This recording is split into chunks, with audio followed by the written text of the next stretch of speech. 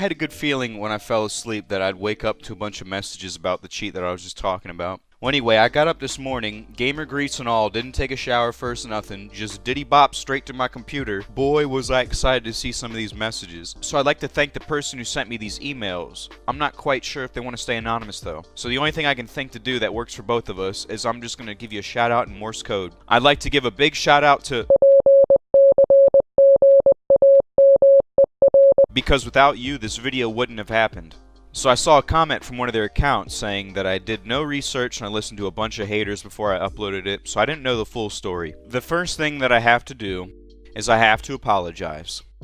I told you guys that the owner's skirt had possibly posted McGuideline's IP on accident, whatever that was. I was absolutely wrong and I apologize. What he did instead was post it knowingly and post his name with it with a laughing emoji next to it, so I think he knew exactly what he was doing there. So I do have to give an apology. I did give him the benefit of the doubt and thought he might have accidentally done it. I guess we were wrong, so I apologize on that one.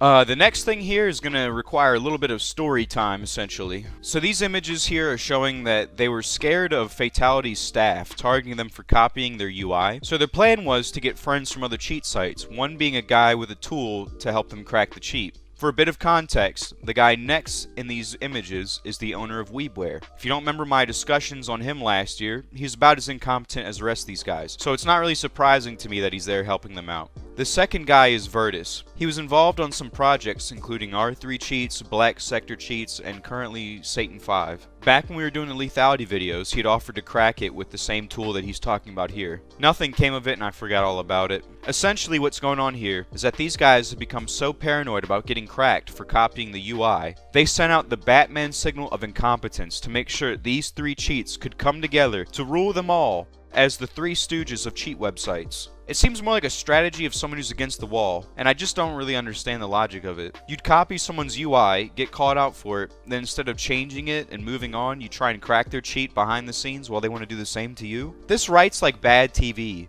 It also appears that this ineffable person is Touchpad, and if you don't know who that is, he was the cheat developer for a YouTuber named Bhop that was trying to sell a cheat called Purity.gg. They wanted to use the information, which I had not publicly discussed, of my mom having cancer before she passed away as ammo against me. The cheat ended pretty fast and that was the end of the story. It always appears that these people don't learn from the first time around, though. What I believe is going on right now is that Touch is seeing no reason to walk away from an almost complete cheat, no matter how infuriatingly bad it is. So the only logical choice is to come back on a different alias and slap some different features on it before you sell it.